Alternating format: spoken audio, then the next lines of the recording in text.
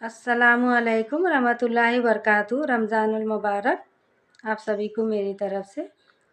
सना खान की बातें सुनो, कितनी अच्छी बातें बता रही हैं, सिखा रही हैं, अच्छे रास्ते में ही ले रही हैं। आपको भी सुन के अच्छा लगेगा और हमें भी अच्छा लगेगा। ठीक है, अब मिल के चलेंगे अच्छे रास्ते में। मुझ पर भरोसा रखो, मैं कभी गलत में नहीं लूँगी। अब सुनो और सीखो।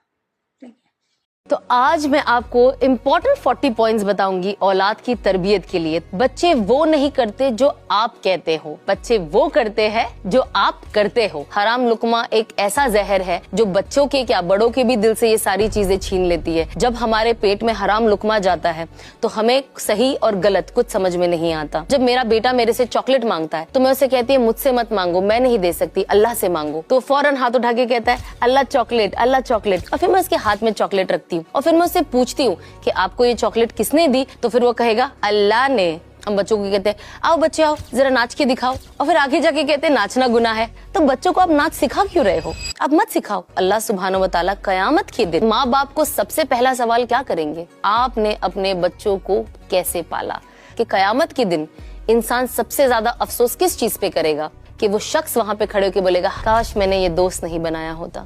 मैं देखती हूँ कि कभी कभी मेरे हसन जमील को गोद में लेती हूँ, उसे प्यार करती हूँ। मेरे तारिक जमील मेरे पास आते हैं और वो बोलते हैं अम्मा अम्मा मैं भी यहीं बैठूंगा। मैंने देखा है कि इतनी छोटी उम्र में भी बच्चों को ये रियलाइज होता है कि इसके पास ज्यादा हो रहा है, इसके पास कम हो रहा है। जब तक आपको आपकी सांसें बंद ना हो जाए, आपके ऊपर कफन का कपड़ा ना चढ़ जाए, आप कहते हैं ना कब्र में ना एंटर हो जाए, तब तक इंसान को अपनी इस्लाह करनी है।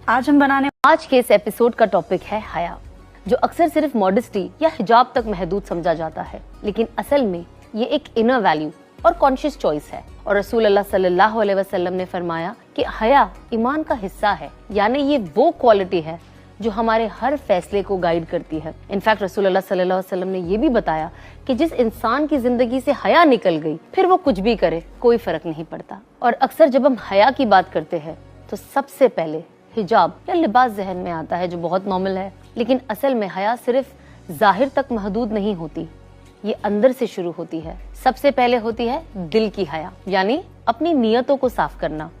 ये एहसास कि अल्लाह हर वक्त हमें देख रहा है, चाहे हम अकेले हो या बाहर हो। फिर आती है बातचीत में हया, हम कैसे बोलते हैं, किस लिहाज में बोलते हैं और क्या बोलते हैं।